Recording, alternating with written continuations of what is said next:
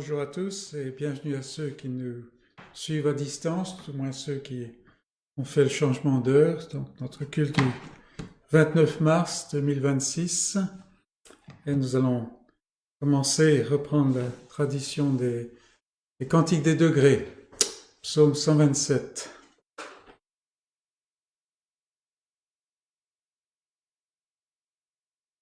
Le psaume 127, c'est dans ce groupe de 15 psaumes qui étaient psalmodiés lors de la venue des Israélites, des hommes israélites à Jérusalem pour se réunir dans le tabernacle puis le temple. Donc, psaume 127, un cantique des degrés de Salomon. Si l'Éternel ne bâtit la maison, ceux qui la bâtissent travaillent en vain. Si l'Éternel ne garde la ville, celui qui la garde veille en vain. En vain, vous vous levez de bon matin, vous vous couchez tard, et vous mangez le pain de douleur. Il en donne autant à ses bien-aimés pendant leur sommeil. Voici, des fils sont un héritage de l'Éternel, le fruit des entrailles est une récompense. Comme les flèches dans la main d'un guerrier, ainsi sont les fils de la jeunesse. Heureux l'homme qui en a rempli son carquois. Il ne sera pas confus quand ses fils parleront avec des ennemis à la porte. C'est-à-dire à la porte ici, c'est ceux qui vont négocier avec les ennemis. Et ce psaume, en fait, nous montre la totale dépendance que nous avons de Dieu. Et c'est la sagesse du croyant de garder cela à l'esprit. On a tendance à toujours vouloir s'agiter de droite et de gauche, mais en fait ici, il montre que c'est l'Éternel, la relation, l'union avec l'Éternel qui est la chose la plus fondamentale, la plus importante. Et on pense bien entendu à ce passage dans le Nouveau Testament où Jésus exhorte les siens en leur disant « Cherchez premièrement le royaume de Dieu et sa justice, et toutes ces choses vous seront ajoutées. » Et donc c'est le message de ce psaume, et nous allons nous courber devant le Seigneur. Seigneur notre Dieu, nous sommes au début de ce temps de culte, un temps, Seigneur, où tu nous appelles à venir pour t'adorer, pour pouvoir communier avec toi. Et nous nous plaçons devant toi, Seigneur, parce que nous avons besoin de toi, et tu es exactement le Dieu dont nous avons besoin. Les idoles des hommes sont des maîtres tellement durs, asservissants. Toi, tu es celui qui est rempli de compassion, qui est riche en miséricorde, et qui, en Jésus-Christ, étend ta grâce continuellement vers ton peuple. Seigneur, donne-nous ce matin de pouvoir communier avec toi, de pouvoir sentir ta présence, de ce que ce soit plus que simplement un exercice de routine ou même un exercice simplement intellectuel, mais qu'au contraire, Seigneur, nous soyons enrichis jusqu'au plus profond de nous-mêmes par cette rencontre avec toi. Nous aussi, Seigneur, nous implorons de ne pas te détourner de nous, de ne pas nous ignorer, nous laisser pour compte, mais au contraire, Seigneur, de venir et d'être présent par ton esprit dans ta parole auprès de nous et de nous faire du bien. Sois béni, ô notre Dieu, et sois vraiment le trésor de notre cœur en Jésus-Christ. Amen. Notre premier cantique, c'est le numéro 20. Vous qui sur la terre habitez, chantez à haute voix, chantez, réjouissez-vous au Seigneur, égayez-vous à son honneur.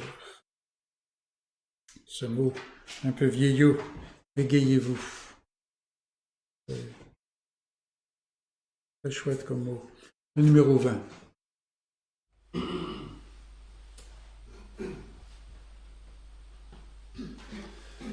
Vous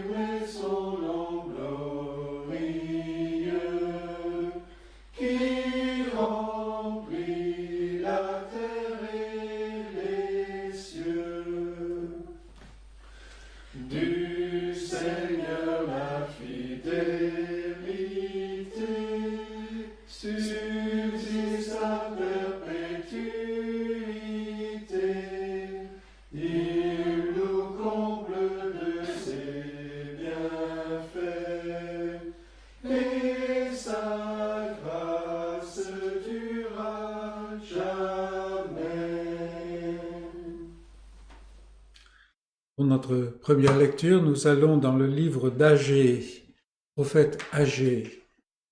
C'est assez simple, vous trouvez le Nouveau Testament et puis c'est 3 livres en remontant. Un des 3 prophètes post-exiliques, une des dernières paroles avant la parole. Agée, nous irons au chapitre 2. Agée est un prophète intéressant. Un prophète qui est âgé quand il est utilisé publiquement. Et en fait, le ministère qui est rapporté dans la parole de Dieu dure seulement quelques mois. C'est intéressant, il est contemporain, plus ou moins, de Zacharie, qui était un prophète plus jeune. Agée, chapitre 2, verset 1. Le 21e jour du 7e mois, la parole de l'Éternel se révéla par Agée le prophète en ces mots. Parle à Zorobabel, fils de Shealtiel, gouverneur de Juda, à Josué, fils de Josadak, le souverain sacrificateur, et au reste du peuple, et dis-leur, quel est parmi vous le survivant qui ait vu cette maison dans sa gloire première? Et comment la voyez-vous maintenant, telle qu'elle est? Ne paraît-elle pas comme rien à vos yeux? Maintenant fortifie-toi, Zorobabel, dit l'Éternel. Fortifie-toi, Josué, fils de Josadak, souverain sacrificateur. Fortifie-toi, peuple entier du pays, dit l'Éternel, et travaillez, car je suis avec vous, dit l'Éternel des armées. Je reste fidèle à l'alliance que j'ai faite avec vous quand vous êtes sortis de l'Égypte, et mon esprit est au milieu de vous. Ne craignez pas, car ainsi parle l'Éternel des armées, encore un peu de temps et j'ébranlerai les cieux et la terre, la mer et le sec. J'ébranlerai toutes les nations. Les trésors de toutes les nations viendront, et je remplirai de gloire cette maison, dit l'Éternel des armées. L'argent est à moi et l'or est à moi, dit l'Éternel des armées. La gloire de cette dernière maison sera plus grande que celle de la première, dit l'Éternel des armées. Et c'est dans ce lieu que je donnerai la paix, dit l'Éternel des armées. C'est ici la parole de Dieu, un passage qui est semble un peu obscur à première vue. C'est pour ça que je vous recommande de lire ce commentaire qui a été publié récemment, les dernières paroles avant la parole. Il y a toute une section qui est consacrée à Agée. Mais ce qui n'est pas dit ici, on le trouve dans les livres historiques, notamment Esdras, quand le premier message que Agée a dû donner a réveillé le peuple, l'esprit du peuple qui s'est remis à travailler après 14 années d'arrêt, et ils ont commencé à construire le temple. Mais c'était un temple qui était tout petit par rapport au temple de Salomon. Et il y avait des gens qui, d'une manière ou d'une autre, avaient vu cet ancien temple et ils se lamentaient, ils pleuraient. Alors au début, on voit la première attaque qui était contre les gens qui sont revenus de l'exil, qui venaient des Samaritains, Sanballat, Tobija et tout ça. Et puis, ça venait aussi du dedans, dans le sens que le peuple avait perdu de vue la priorité de bâtir le temple. Et donc, ces 14 années d'arrêt, et puis l'Éternel réveille leur cœur par le premier message d'Agée, premier chapitre, et ils commencent à travailler, et ils travaillent rapidement. Mais maintenant, voilà un deuxième danger, ou un troisième danger peut-être plutôt, c'est que ces anciens-là commencent à se lamenter, ils disent « mais c'est rien du tout que vous construisez à côté de ce qu'il y avait. On a vu, nous, le temple de Salomon. » Et l'Éternel envoie son prophète pour montrer que il ne bâtit pas simplement un temple de pierre et de mortier, n'est-ce pas? Et on regarde au verset 5, c'est vraiment ce qui indique là. « Je reste fidèle à l'alliance que j'ai faite avec vous. » Et en fait, pour les Israélites, là, ça leur disait, En fait, moi, mes yeux ne sont pas portés sur ce temple, mais quelque chose de plus grand qui va venir. Et c'est toute la fin de ce passage que nous avons lu, n'est-ce pas? La gloire de ce temple-ci, tout petit qu'il est plus grande, sera plus grande que le temple de Salomon.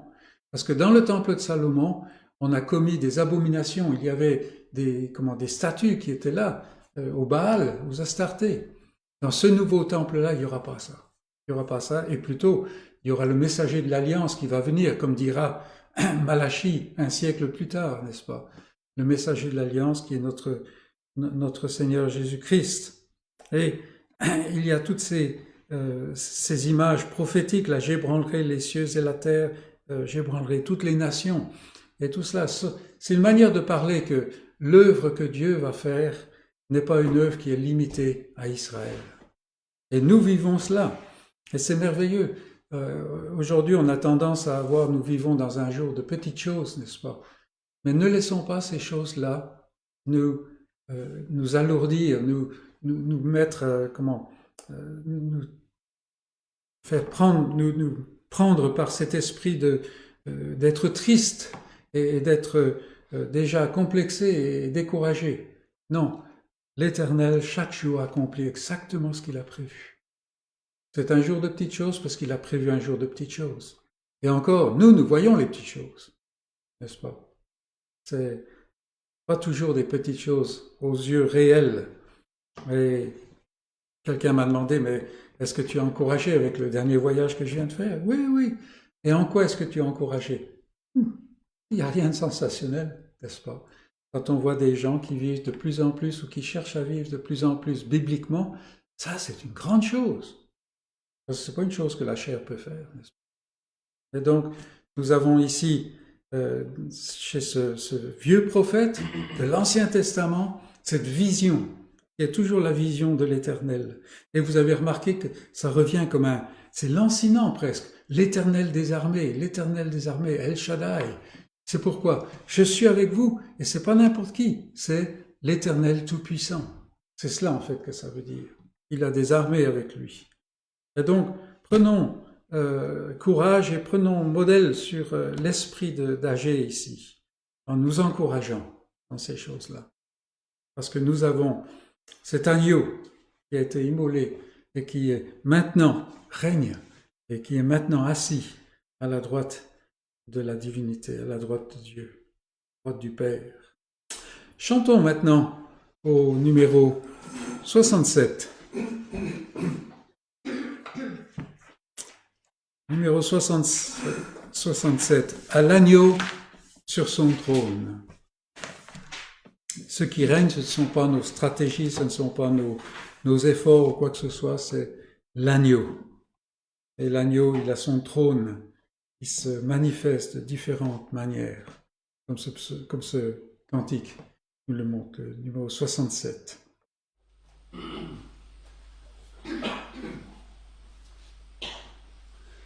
L'agneau sur son trône, apportons la couronne. Il l'a conquise sur la croix, il est le roi des rois. Éveille-toi, mon âme, bénis, adore, acclame, avec tous les anges du ciel, Jésus Emmanuel. À l'agneau sur son trône, l'encens et la couronne, car il est le Verbe incarné, d'une vierge il est né. Ô sagesse profonde, le Créateur du monde, pour vaincre le mal triomphant, s'est fait petit enfant. Il eut la croix pour trône, l'épine pour couronne, mais le Père a glorifié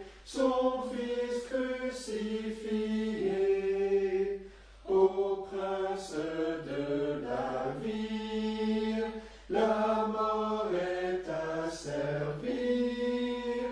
Au-delà tombe, il est monté, Christ est ressuscité.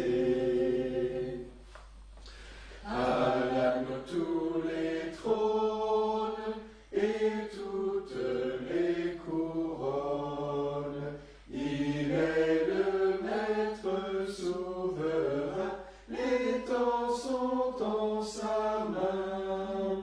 Rendons l'honneur suprême à celui qui nous aime et qui revient victorieux pour nous ouvrir les cieux. La parole nous dit que Dieu fait une œuvre étrange. Et Paul dit aussi que ce que Dieu fait, ce n'est même pas monté à l'esprit de l'homme. On ne peut même pas imaginer ce qu'il fait. Il y a des moments où il a fallu du temps et beaucoup d'efforts pour comprendre ce que Dieu fait. Je vous invite à ouvrir maintenant la parole de Dieu dans le livre des Actes des Apôtres au chapitre 15.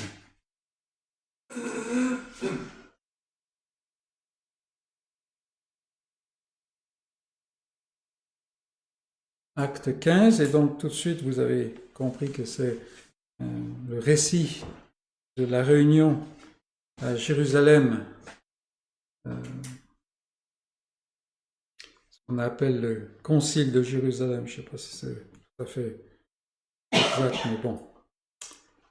Acte 15, verset 1. Quelques hommes venus de Judée enseignaient les frères en disant: si vous n'êtes pas circoncis selon le rite de Moïse, vous ne pouvez être sauvés. On est à Antioche. Paul et Barnabas eurent avec eux un débat et une vive discussion. Et les frères décidèrent que Paul et Barnabas et quelques-uns des leurs monteraient à Jérusalem vers les apôtres et les anciens pour traiter cette question. Après avoir été accompagnés par l'Église, ils poursuivirent leur route à travers la Phénicie et la Samarie, racontant la conversion des païens. Ils causèrent une grande joie à tous les frères. Arrivés à Jérusalem, ils furent reçus par l'Église, les apôtres et les anciens, et ils racontèrent tout ce que Dieu avait fait avec eux. Là, on parle de ce premier voyage missionnaire et de l'établissement de l'Église à Antioche. Alors quelques-uns du parti des pharisiens qui avaient cru se levèrent en disant qu'il fallait circoncire les païens et exiger l'observation de la loi de Moïse. Les apôtres et les anciens se réunirent pour examiner cette affaire. Une grande discussion s'étant engagée, Pierre se leva et leur dit: Hommes, frères, vous savez que dès longtemps, Dieu a fait un choix parmi vous, afin que par ma bouche, les païens entendent la parole de l'Évangile et qu'ils croient. Et Dieu, qui connaît les cœurs, leur a rendu témoignage en leur donnant le Saint-Esprit comme à nous. Il n'a fait aucune différence entre nous et eux, ayant purifié leur cœur par la foi. Maintenant donc, pourquoi tentez-vous Dieu en mettant sur le cou des disciples un joug que ni nos pères, ni nous n'avons pu porter? Mais c'est par la grâce du Seigneur Jésus que nous croyons être sauvés, de la même manière qu'eux.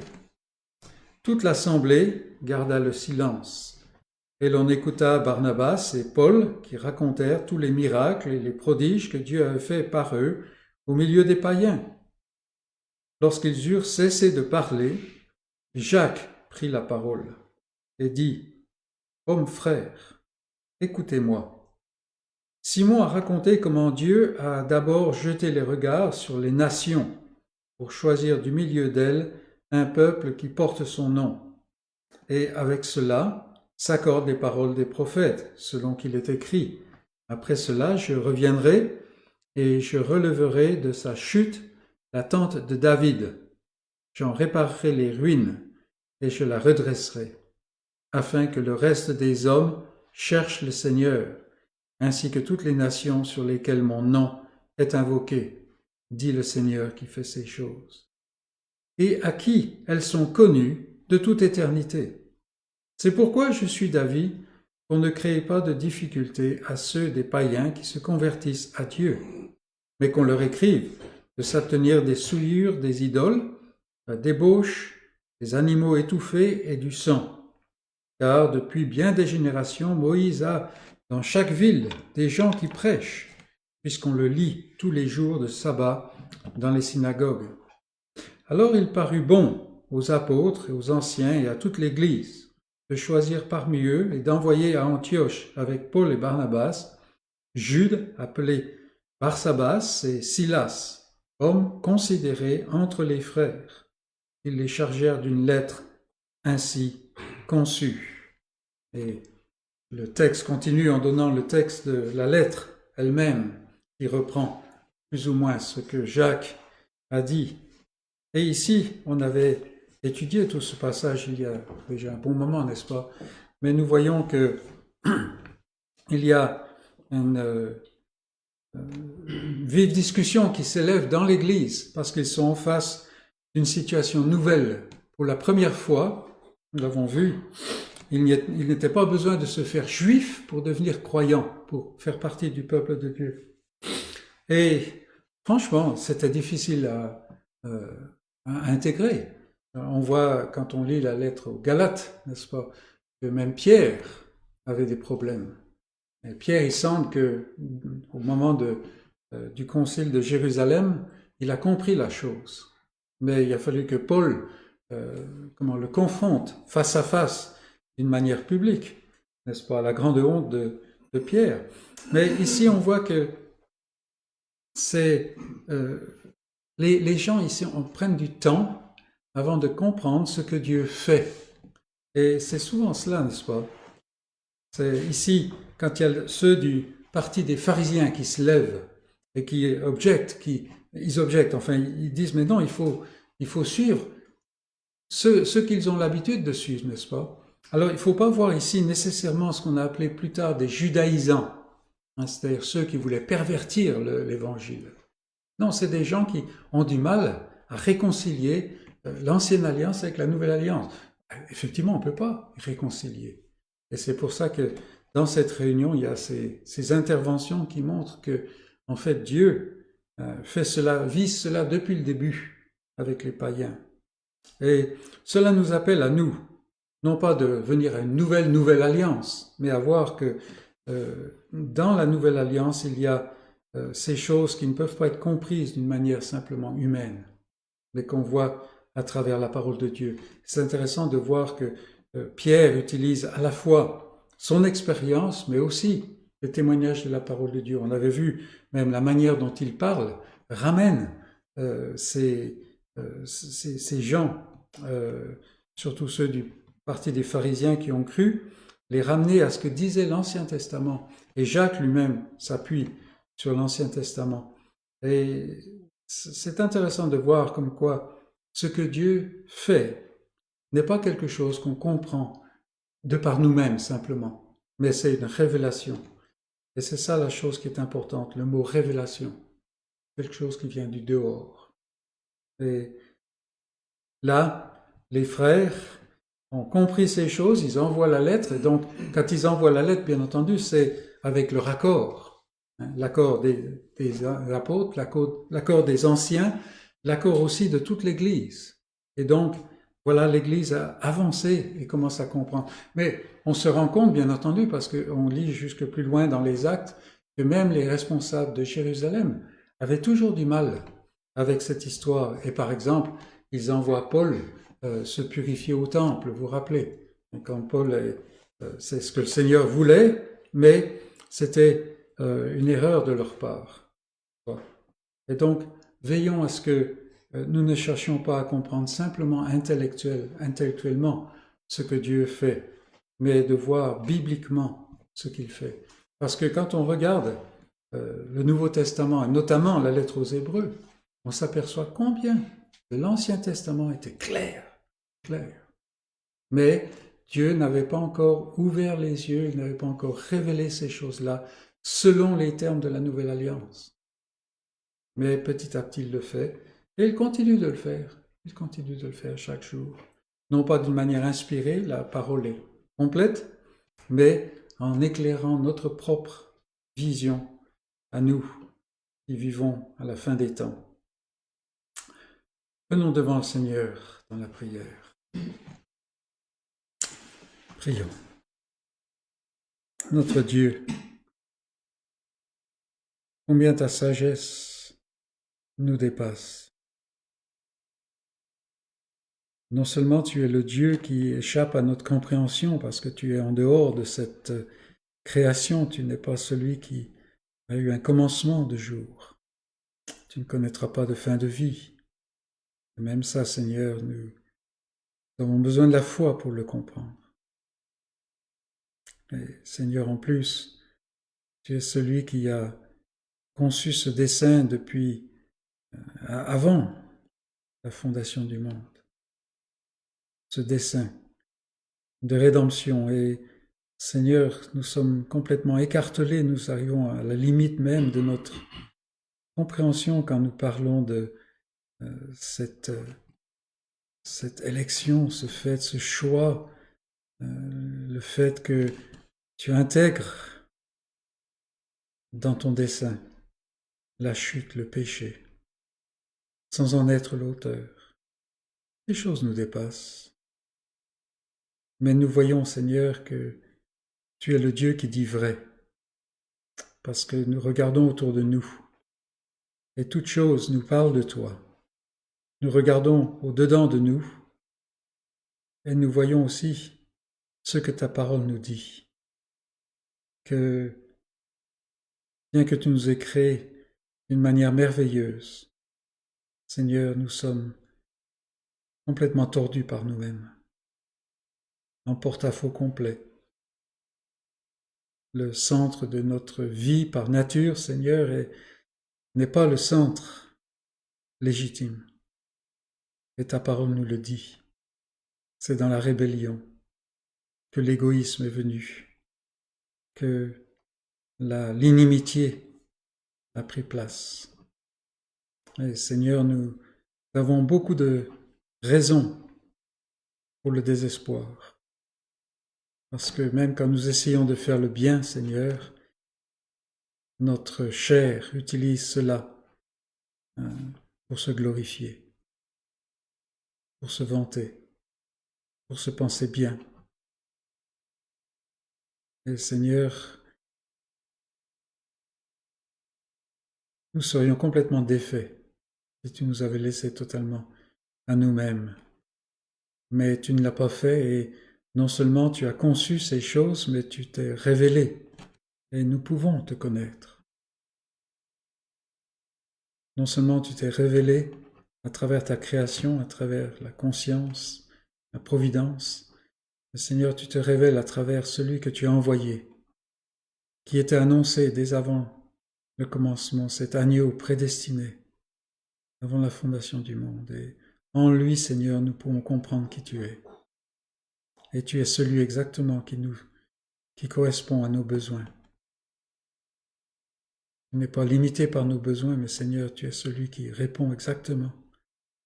Et en Jésus-Christ, Seigneur, tu ouvres une porte dans ce désespoir.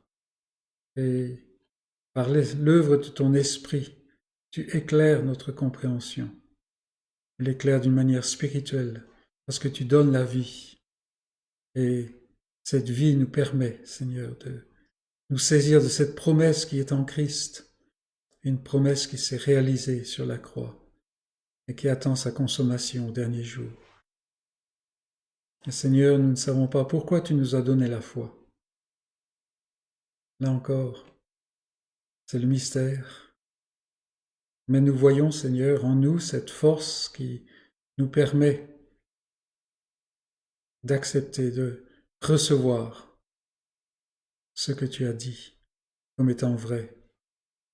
Et par ton esprit, Seigneur, nous avons cette énergie qui nous permet de poser tout notre poids, le poids de notre destinée, sur cette promesse, sur celui qui est la promesse, Jésus-Christ, qui est venu et qui a accompli exactement ce que nous ne pouvons pas faire.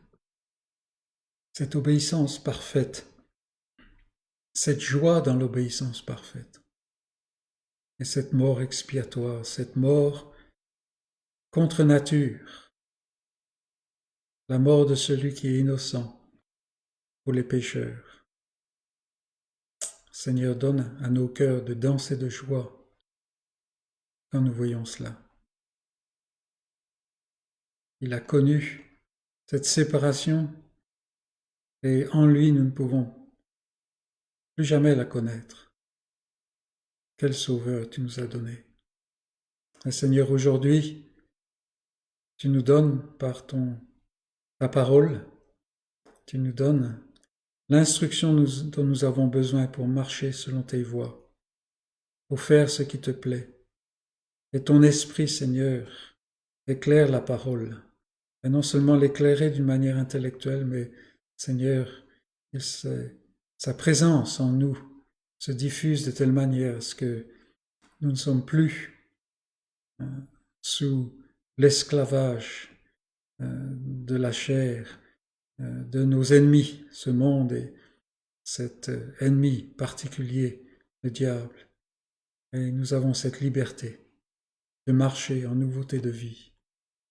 Nous te prions, Seigneur, de continuer à te révéler à nous, à ouvrir nos yeux toujours davantage, afin de marcher selon ce que tu veux.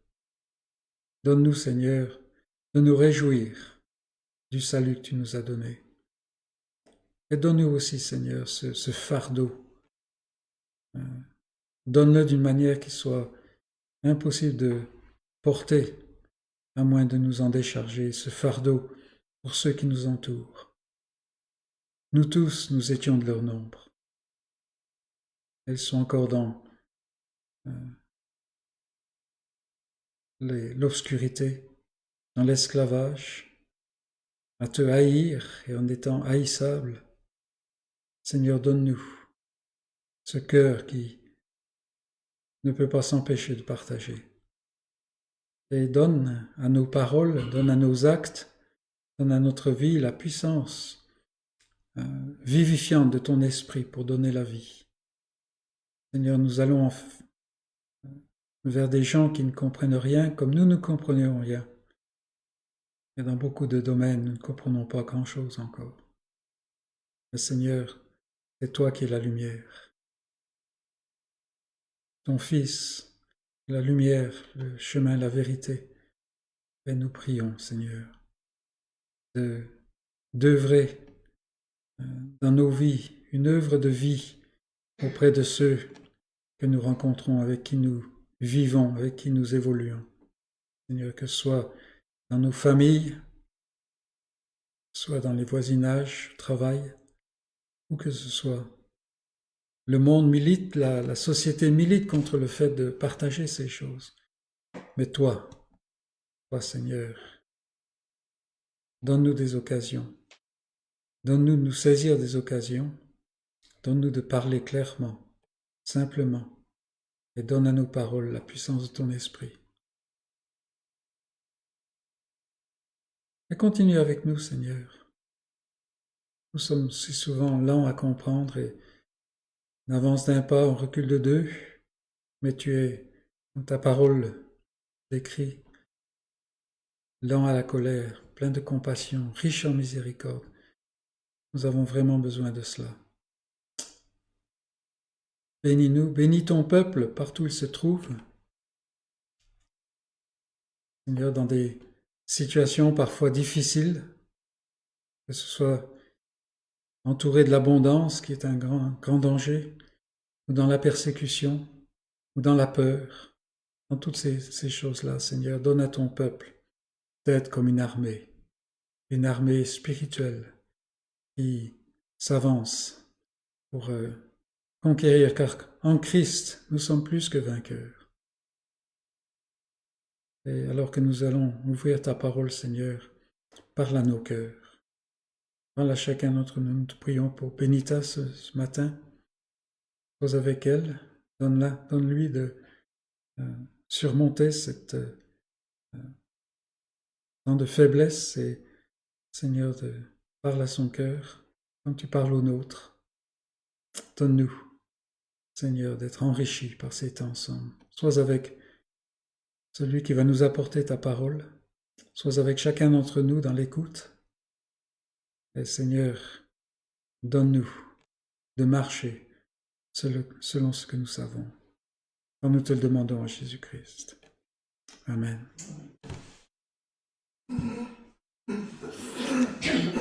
Avant le message, nous allons chanter au numéro 70.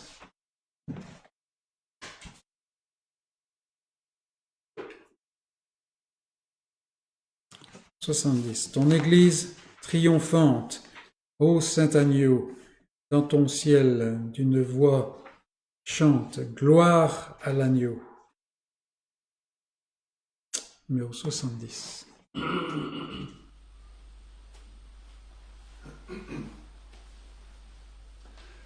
Ton Église triomphante, ô Saint Agneau, dans ton ciel d'une voix chante, gloire à l'agneau.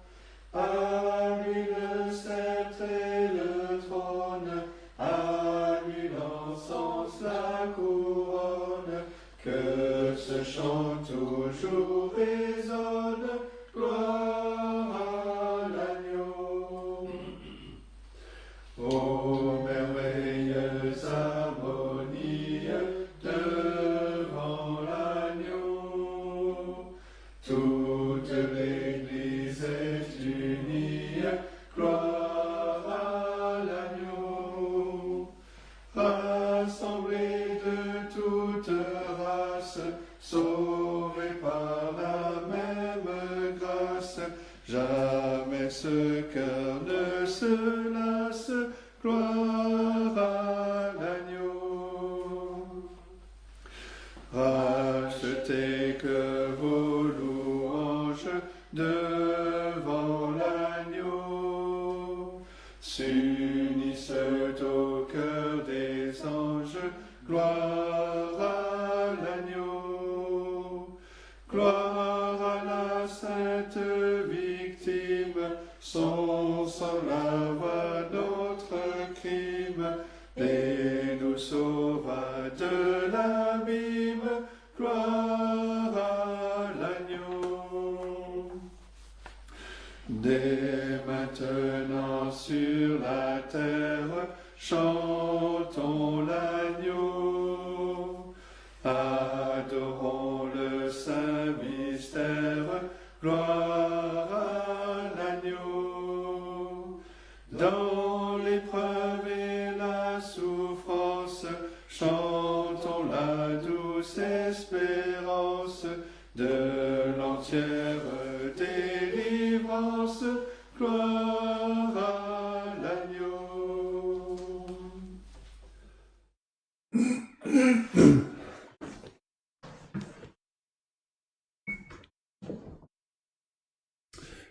Je vous invite à ouvrir la parole de Dieu dans la lettre de Paul aux Colossiens, chapitre 1er.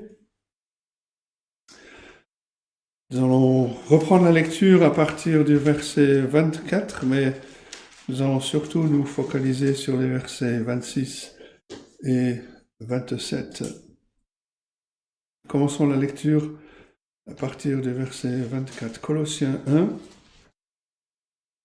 à partir du verset 24, et voici la parole de Dieu. Je me réjouis maintenant dans mes souffrances pour vous, et ce qui manque aux souffrances de Christ, je l'achève en ma chair pour son corps qui est l'Église. C'est d'elle que j'ai été fait ministre, selon la charge que Dieu m'a donnée auprès de vous, afin que j'annonce pleinement la parole de Dieu, le mystère caché de tout temps et dans tous les âges, mais révélé maintenant à ses saints. Dieu a voulu leur faire connaître la glorieuse richesse de ce mystère parmi les païens, savoir Christ en vous, l'espérance de la gloire. Et c'est la parole de Dieu. Quand Dieu a révélé sa parole à différents écrivains, différents auteurs, il a inspiré ces hommes à écrire dans différentes circonstances et de différentes manières. Au début de la Bible, et dans beaucoup de livres, mais surtout au début de la Bible, Moïse, le serviteur de Dieu, a écrit les 5 premiers livres de la Bible et il les a écrits d'un point de vue extérieur, racontant les événements. Moïse ne dira jamais « Je suis monté sur la montagne », mais il écrit « Moïse monta sur la montagne ». L'Éternel appela Moïse. Moïse demeura sur la montagne, etc. Il regarde comme quelqu'un de l'extérieur. Dans le Nouveau Testament, on a Luc qui a écrit le livre des actes du Seigneur Jésus par les apôtres.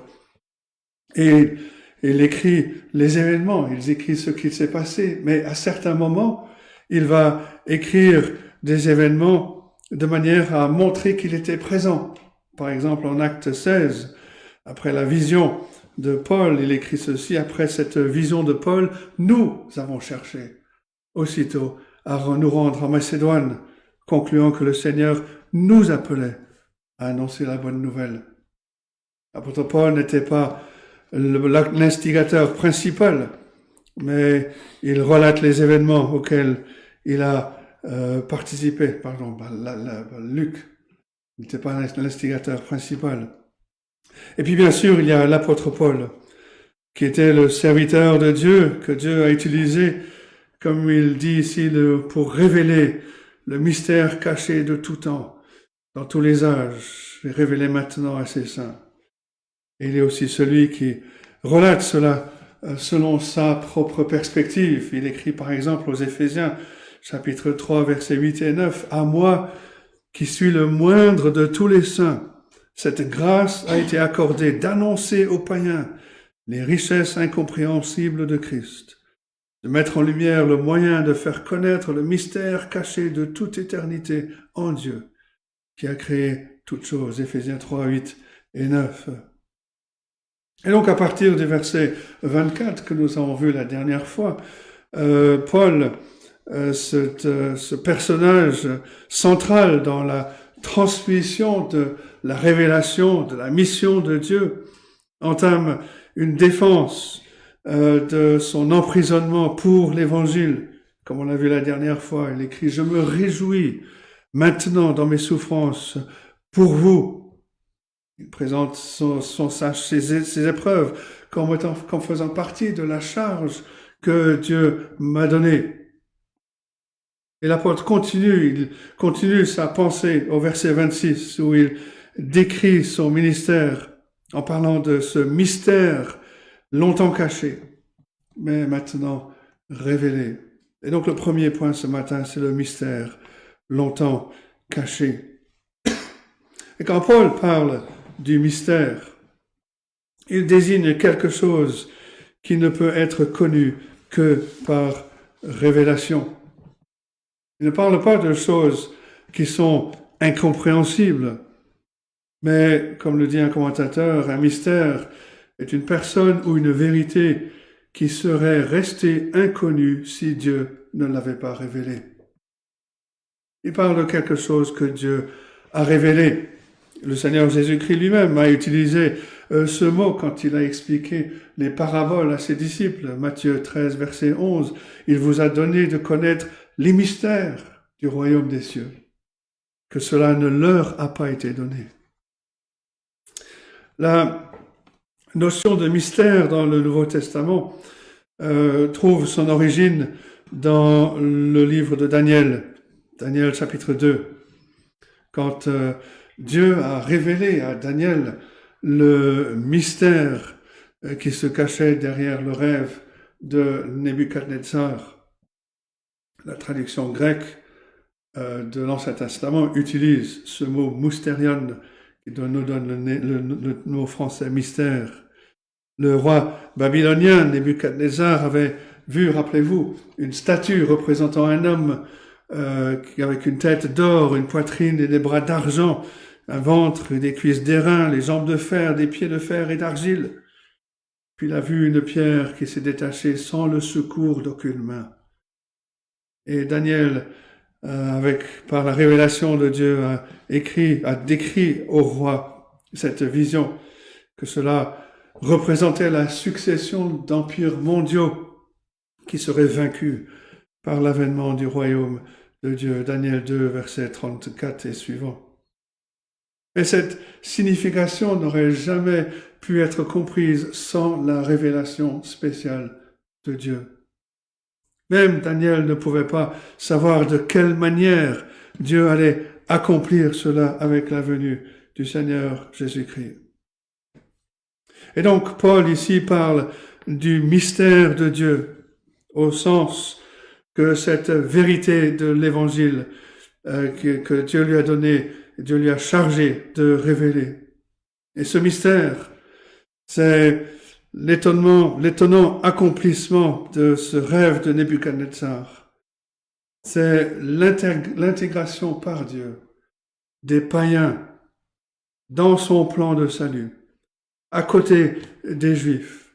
Non pas en convertissant les païens au judaïsme, mais en amenant à la fois les Juifs et les païens à être unis à Christ. Dans sa lettre aux Éphésiens, chapitre 3, verset 6, Paul écrit ceci: ce mystère, c'est que les païens sont cohéritiers, forment un même corps, participent à la même promesse en Jésus-Christ par l'Évangile. On avait déjà dit la dernière fois, le jour de sa conversion, de l'apôtre Paul, le Seigneur Jésus l'a appelé à accomplir ce mystère en étant l'apôtre principal envoyé vers les païens. Le Seigneur a dit à Ananias, acte 9, verset 15, va vers cet homme, car cet homme est un instrument que j'ai choisi pour porter mon nom devant les nations, devant les rois, et ensuite devant les fils d'Israël, mais devant les nations, c'est-à-dire devant les païens. Et quand Paul ici dit au verset 26 que le mystère était caché de tout temps et dans tous les âges, il souligne que le plan de Dieu pour les païens, ce n'était pas un ajout, ce n'était pas une innovation postérieure à son plan pour Israël, mais que l'union des païens et des juifs en une seule Église en Christ a toujours été le dessein de Dieu.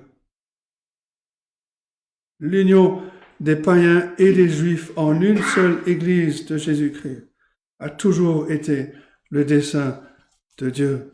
Ce plan était caché à l'époque de l'Ancien Testament, dans le sens qu'il n'était pas encore clairement formulé.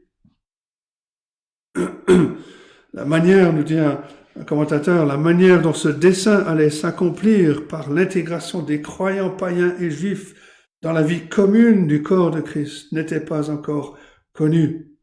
Et pourtant, on le sait, les indices ont été donnés dès le début de l'alliance de grâce.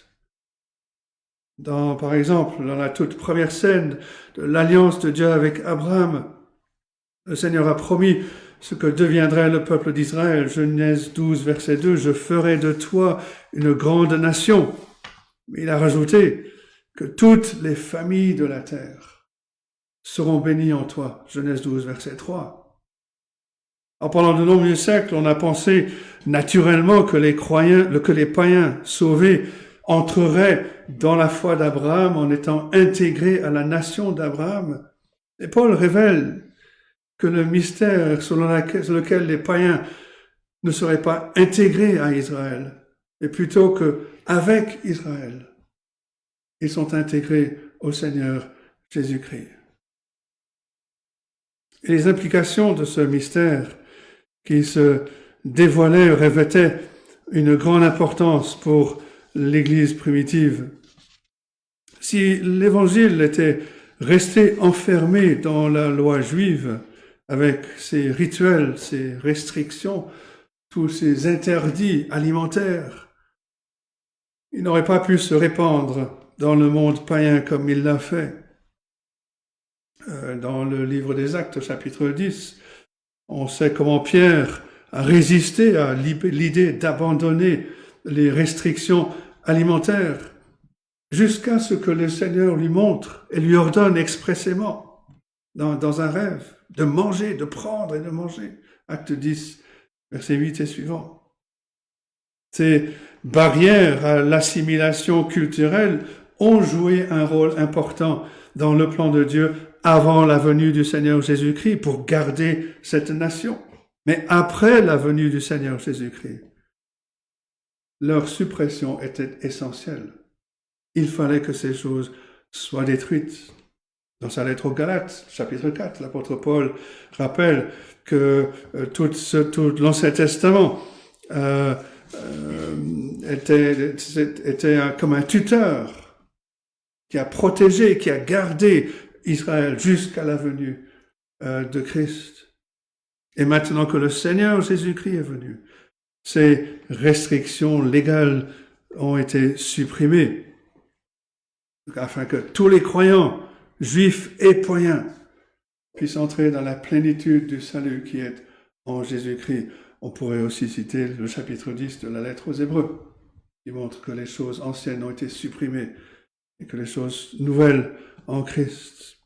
Le résultat de cela, c'est une Église qui trouve son identité exclusivement en Jésus-Christ.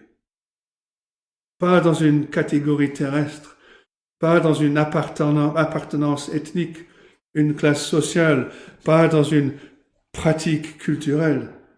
Non, l'identité de l'Église est en Jésus-Christ.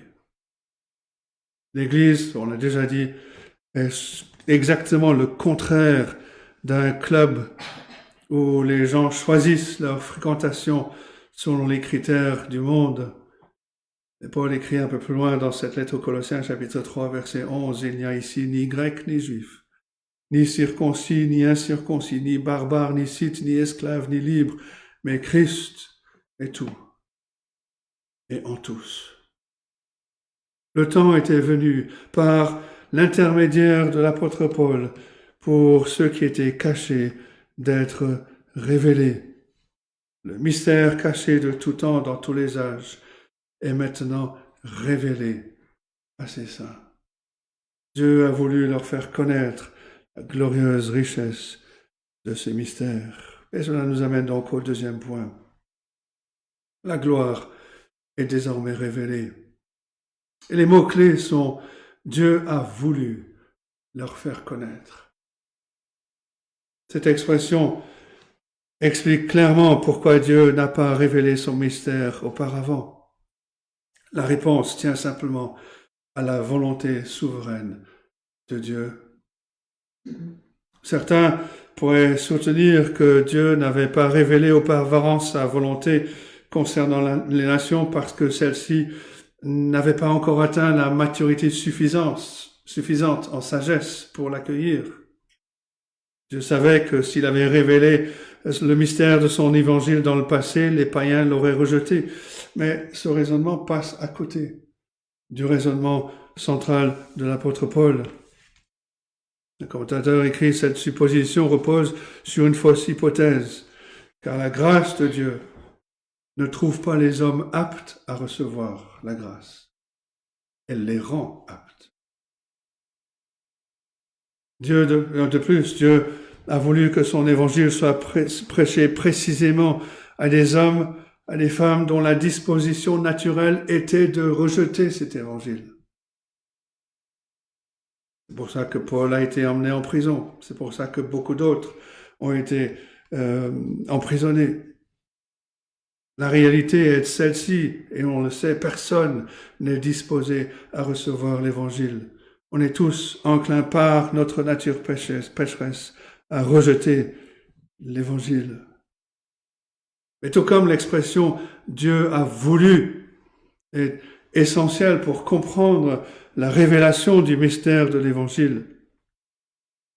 L'affirmation de Paul selon laquelle ce mystère est désormais révélé à ses saints est tout aussi importante. Le plan mystérieux de Dieu n'est rendu connu que par la révélation divine. La bonne nouvelle de la rédemption n'aurait pas pu être déduite à l'avance par l'homme le plus sage, ni même par les anges. Paul explique dans Éphésiens 3, verset 10, qu'il a été chargé de dévoiler le plan mystérieux de Dieu, afin que les dominations et les autorités dans les lieux célestes connaissent aujourd'hui, par l'Église, la sagesse infiniment variée de Dieu. Et l'apôtre Pierre dit que le plan de salut de Dieu impliquait des choses dans lesquelles les anges désirent plonger leur regard. 1 Pierre 1, verset 12. Le commentateur souligne, il dit, ce mystère a été manifesté, non découvert, ni mis en lumière par notre travail, afin que nous comprenions qu'aucune ingéniosité humaine n'a jamais été capable de pénétrer ou d'accéder à ce mystère du salut humain. C'est parce que le plan de salut de Dieu ne pouvait être connu que par la révélation de Dieu que Paul devait annoncer, parcourir le monde et annoncer et prêcher l'évangile de Jésus-Christ. Et bien que les hommes et les femmes incrédules rejettent, oppriment son évangile, Dieu, par son esprit, le révélerait par une puissance de salut à ceux qu'il a mis à part, à ceux qu'il a séparés, aux saints, ceux qu'il a choisis selon sa volonté souveraine. Et ce que Paul juge particulièrement remarquable, c'est le contenu, la valeur de ce qu'il a eu le privilège de révéler, verset 27, la glorieuse richesse de ce mystère. Les richesses de Paul proclament ne sont bien sûr ni l'or ni l'argent, mais les trésors spirituels, tels que la justification par la foi seule, l'adoption comme enfant de Dieu, l'Esprit qui habite en nous pour nous faire grandir dans la connaissance du Seigneur Jésus-Christ et dans la grâce. La création d'un nouveau peuple né de nouveau par l'Esprit Saint pour être l'Église, le corps de Jésus-Christ sur terre, est un trésor inespéré. Ce message de l'Évangile, nous dit un commentateur, c'est percevoir ce message de l'Évangile, c'est comme explorer un palais richement rempli de trésors, chacun révélant plus pleinement que le précédent la majesté de son propriétaire. Et Jean Calvin commente, « Car qu'y a-t-il de plus merveilleux que le fait que les gentils, les païens, qui ont été sombrés dans la mort pendant tant de siècles, au point de paraître totalement ruinés, sont tout d'un coup comptés parmi les fils de Dieu et reçoivent l'héritage du salut. » Plus on apprend à connaître la grâce de Dieu et le salut qu'il a accompli en Jésus-Christ, plus on réalise qu'il en reste encore beaucoup à découvrir. Et comme la reine de Saba, quand elle a visité les splendeurs de la cité de Salomon, on s'exclame, « On ne m'a pas dit la moitié. » Le Seigneur Jésus a mis en lumière l'Évangile dans sa parole, bol du trésor caché dans un champ. Et il dit que lorsqu'un homme l'a trouvé, dans sa joie, il va vendre tout ce qu'il a. Et il achète ce champ, Matthieu 13, 44. Si on réalise que par la foi en Jésus-Christ, Dieu nous nommera son enfant, l'enfant de son amour, héritier de sa gloire, qu'il pardonne nos péchés par le sang de Christ, qu'il envoie son esprit pour nous donner une vie nouvelle, une vie sainte. On lui répondra en lui donnant non seulement nos trésors, mais notre vie consacrée à lui entièrement.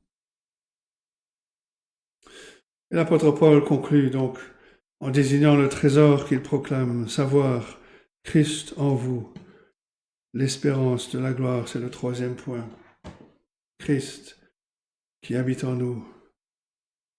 Le mystère de la volonté de Dieu concernant la grâce de l'Évangile parmi les païens, c'est le Seigneur Jésus-Christ lui-même, tout comme le Seigneur Jésus-Christ est la somme de toutes les richesses de Dieu. C'est de cette façon que Paul a écrit aux Éphésiens au sujet de son appel. Il a été appelé pour annoncer aux païens les richesses incompréhensibles de Christ, Éphésiens 3, 8.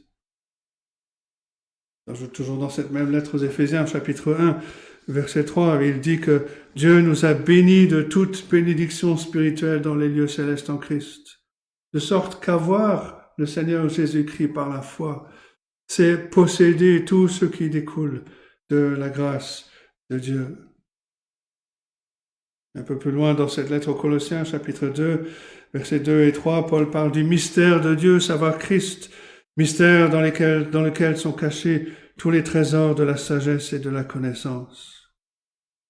En Christ, toutes nos richesses sont gardées. En Christ, toute notre espérance de gloire. Et c'est donc en prêchant, en annonçant le Seigneur Jésus-Christ comme le sauveur des pécheurs par la foi seule, que l'apôtre Paul a révélé le mystère du plan de salut pour les pécheurs.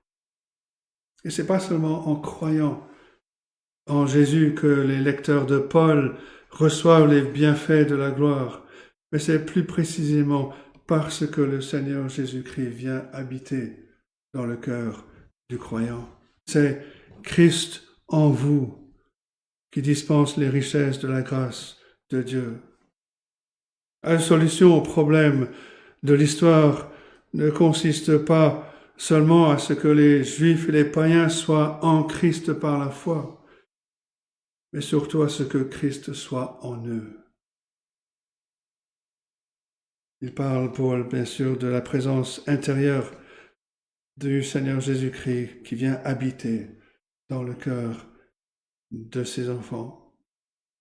Les faux docteurs de Colosse avaient cherché à entraîner les croyants au-delà de Jésus-Christ vers une expérience qui disait plus élevée de la gloire. Mais l'apôtre Paul leur rétorque, il leur dit, mais qu'y a-t-il de plus glorieux que d'avoir Christ en vous? Christ, le Fils de Dieu qui vient habiter en vous. Qu'y a-t-il de plus glorieux que cela? Il met bien sûr le doigt sur le cœur même du salut. On peut se rappeler la devise de sa propre vie qu'il énonce en Galates 2, verset 20. J'ai été crucifié avec Christ. Si je vis, ce n'est plus moi qui vis, c'est Christ qui vit en moi. Et si je vis maintenant dans la chair, je vis dans la foi au Fils de Dieu qui m'a aimé et qui s'est livré lui-même pour moi. C'est l'expression complète de la manière dont Dieu apporte son salut à tous ceux qui croient, qu'ils soient païens ou juifs. La présence du Seigneur Jésus-Christ dans le cœur du croyant. Mais quelqu'un peut-être se demande, mais comment le Seigneur Jésus-Christ peut-il habiter dans ceux qui croient en lui? Après tout, le Seigneur Jésus-Christ habite au ciel, à la droite de Dieu le Père. Comment peut-il être en moi? Et la réponse, bien sûr, c'est par la présence du Saint-Esprit que le Seigneur lui-même envoie. Et c'est de cette façon que l'apôtre Paul a prié pour que les Éphésiens soient puissamment fortifiés par son esprit dans l'homme intérieur, en sorte que Christ habite dans vos cœurs, par la foi. Éphésiens 3, versets 16 et 17. L'Esprit prend les choses du Seigneur Jésus-Christ et il les fait agir en nous.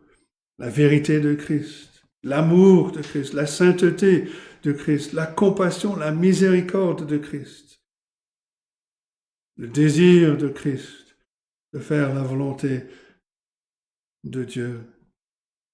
Le Seigneur Jésus-Christ vit en nous par l'Esprit qu'il nous envoie, l'Esprit qui prend les choses de Christ et les fait nôtres, comme le Seigneur l'a annoncé en Jean 16, verset 14. « Il me glorifiera parce qu'il prendra ce qui est à moi et vous l'annoncera. » Dans sa deuxième lettre aux Corinthiens, chapitre 3, versets 17 et 18, c'est peut-être l'expression la plus puissante de ce principe. L'apôtre Paul unit le Seigneur Jésus-Christ à l'Esprit de Dieu dans l'œuvre de nos vies, au point de les rendre un, non pas un en personne, mais un dans l'application du salut. 2 Corinthiens 3, verset 17. « Or, le Seigneur, c'est l'Esprit. Et là où est l'Esprit du Seigneur, là est la liberté. Nous tous, dont le visage découvert reflète la gloire du Seigneur, nous sommes transformés en la même image, de gloire en gloire par l'Esprit du Seigneur. » Et si on se demande alors, comment le Seigneur Jésus vient-il habiter en moi par son Esprit? La réponse de Paul, par la foi. En sorte que Christ habite dans vos cœurs par la foi. Éphésiens 3, 17. Et puisque c'est par la foi que nous sommes unis à Jésus-Christ et que Christ est en nous, certaines choses se manifesteront chez tous ceux qui sont unis à Christ par la foi. On va s'engager à obéir, à nous soumettre à la parole de Dieu. On va commencer à grandir, à croître dans la connaissance du Seigneur Jésus-Christ, dans la grâce. Les résultats seront révolutionnaires à mesure que l'on va apprendre à maîtriser notre colère, à cesser d'agir par égoïsme, à s'entraîner à être des auditeurs attentifs.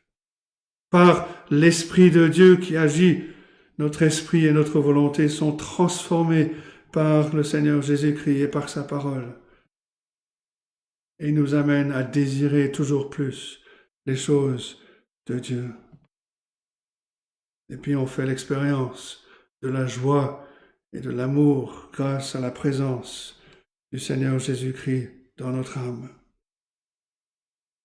Pourquoi Paul peut écrire que avoir le Seigneur Jésus-Christ qui habite dans le cœur par la foi, c'est connaître l'amour de Christ, qui surpasse toute connaissance, en sorte que nous soyons remplis jusqu'à toute la plénitude de Dieu. Éphésiens 3, 19.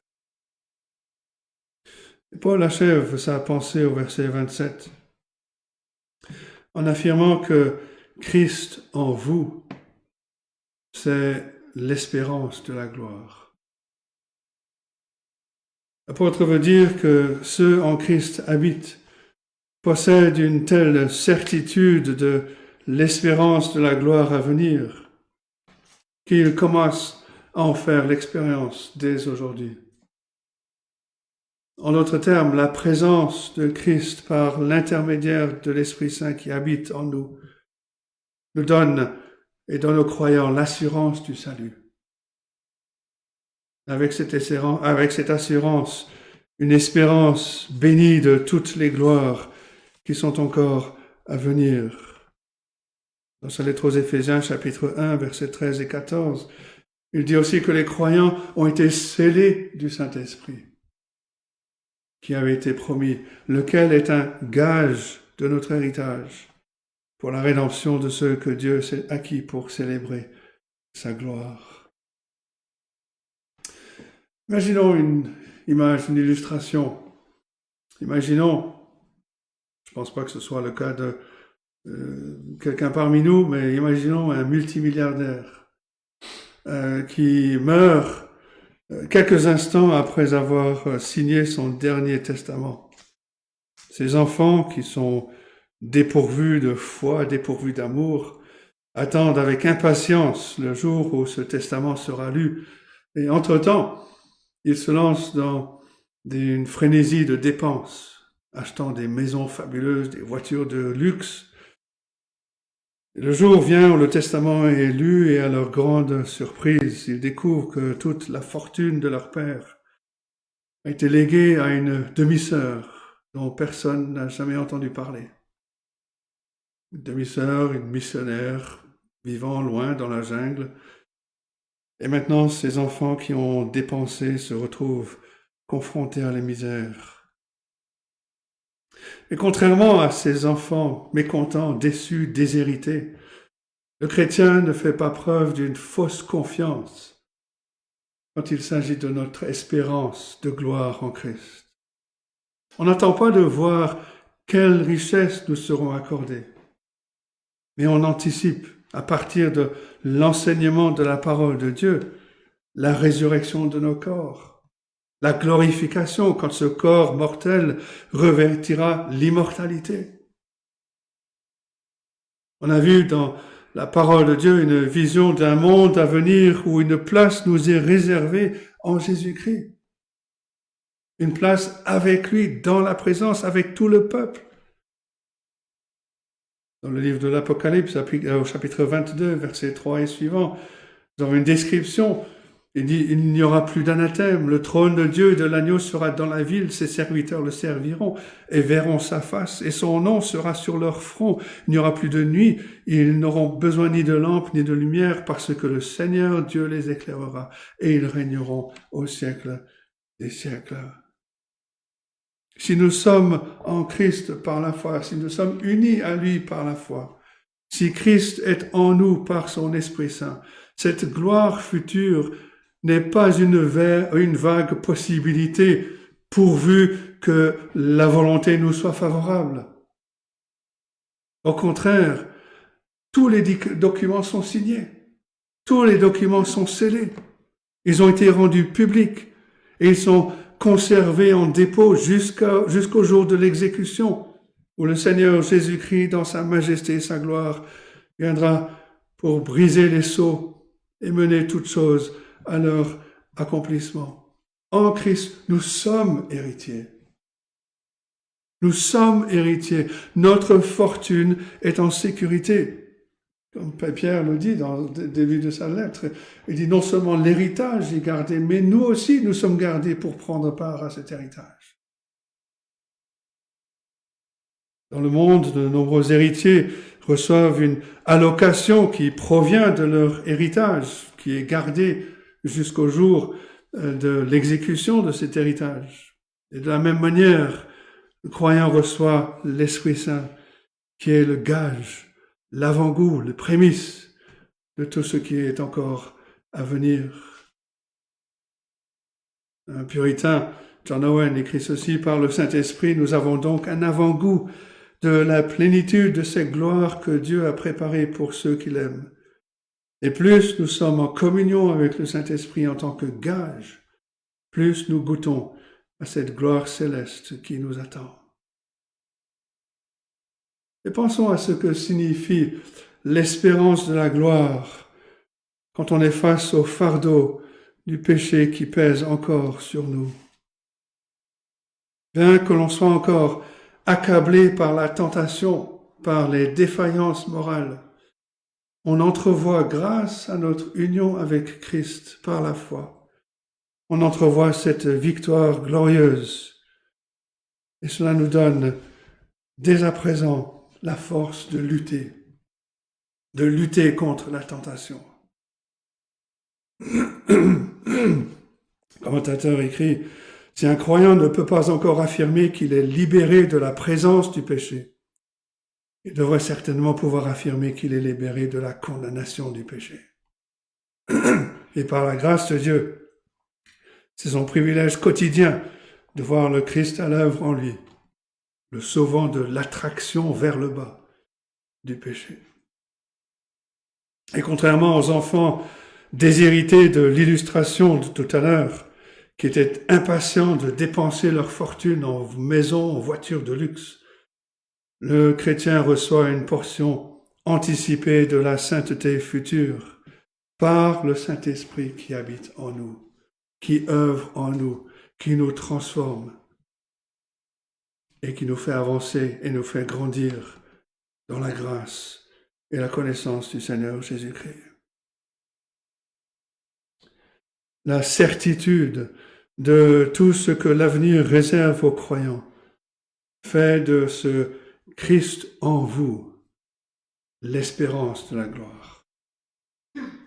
Si, par la grâce que Dieu m'a faite, je suis venu à Christ dans la repentance et la foi, si Christ est en moi, alors je verrai la face de Dieu.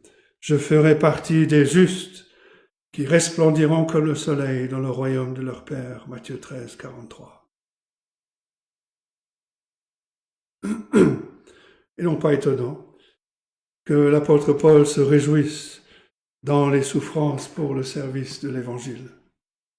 Les biens de ce monde auxquels il a renoncé pour prêcher l'Évangile, l'estime des hommes, les trésors de cette vie qui s'évanouissent, tout cela ne comptait pour rien comparé à l'espérance de la gloire qu'il nourrissait pour lui-même mais aussi pour ses auditeurs. Comme il l'a écrit en 2 Corinthiens 4, versets 17 et suivants, car nos légères afflictions du moment présent produisent pour nous, au-delà de toute mesure, un poids éternel de gloire. Certains cantiques, certains chants expriment cette espérance de la gloire et la détermination qu'elle donne. On chante parfois en anglais « In Christ alone ». Je ne sais pas si on a chanté la version française. En Jésus seul. Mais la 4e strophe de ce chant dit ceci: « Je vis en paix, je meurs sans crainte, gardé par la puissance du Christ. Du premier cri au dernier souffle, Jésus est maître de ma vie. Les plans des hommes ou du malin ne peuvent m'arracher de sa main, et qu'ils reviennent ou me rappellent, par la force du Christ, je tiendrai. » On a déjà souligné l'enthousiasme de l'apôtre Paul face aux richesses de ce ministère de l'Évangile, savoir Christ en vous, l'espérance de la gloire, en raison du rôle personnel qu'il joue dans sa proclamation au monde. Mais en écoutant son message aujourd'hui, notre enthousiasme ne réside pas seulement dans la gloire future qui nous est réservée en Christ, mais aussi dans le rôle que nous jouons dans la mission auprès du monde. L'apôtre Paul a écrit au sujet du mystère caché de tout temps et dans tous les âges, mais révélé maintenant à ses saints. Non seulement ce mystère de l'Évangile nous a été révélé, à savoir que les païens et les Juifs sont réconciliés avec Dieu par leur union avec le Seigneur Jésus-Christ dans la foi. Et ce message est révélé maintenant aux autres, à travers nous. C'est à nous de l'annoncer. C'est à nous de proclamer cette bonne nouvelle. C'est à nous d'annoncer et de révéler ce message, cette bonne nouvelle de l'Évangile à ce monde. On a déjà cité ce verset d'Éphésiens 3 à 10, que les dominations et les autorités dans les lieux célestes connaissent aujourd'hui par l'Église la sagesse infiniment variée de Dieu. Dans les siècles à venir, lorsqu'on sera entré dans la gloire, les anges vont contempler les croyants glorifiés en Christ. Ils seront émerveillés de la sagesse et de la gloire de Dieu révélée dans les richesses de Christ pour nous.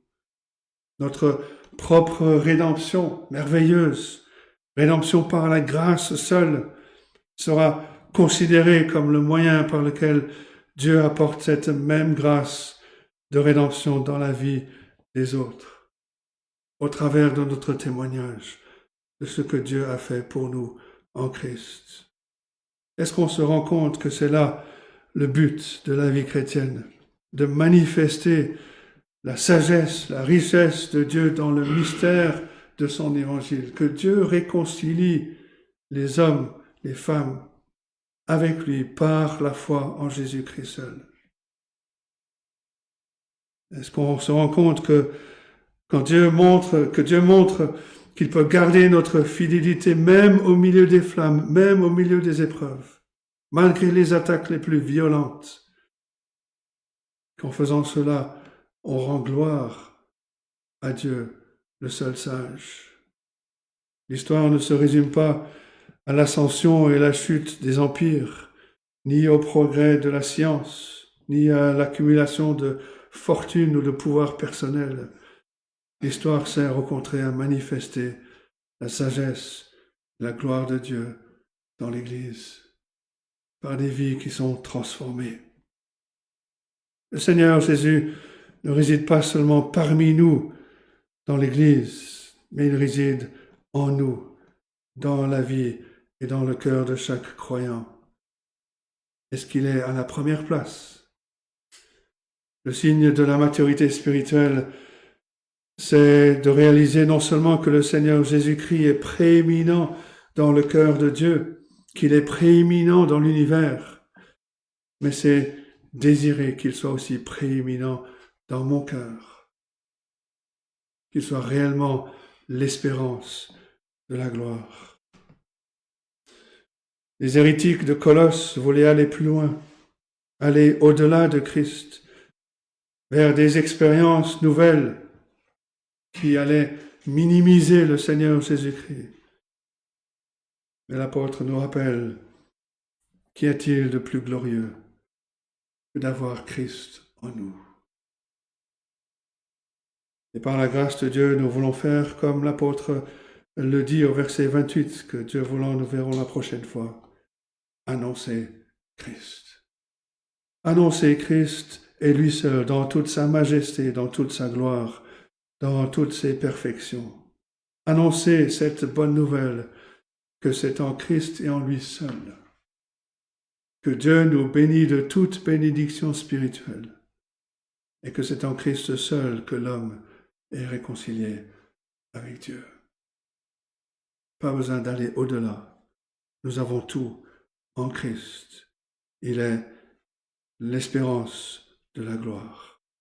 Que Dieu nous aide à méditer ces choses. Qu'il bénisse sa parole. Amen.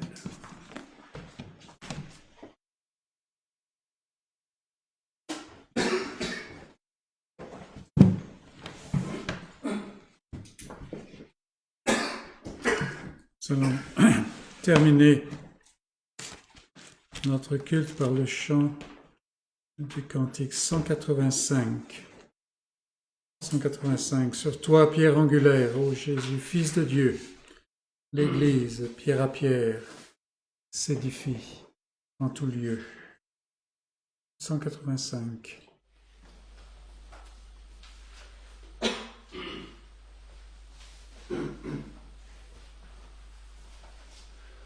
Sur toi, pierre angulaire, ô Jésus, Fils de Dieu, l'Église, pierre à pierre, s'édifie en tout lieu. Tes élus n'ont qu'une âme, un espoir, une foi, et de la même flamme, leur cœur brûle pour toi.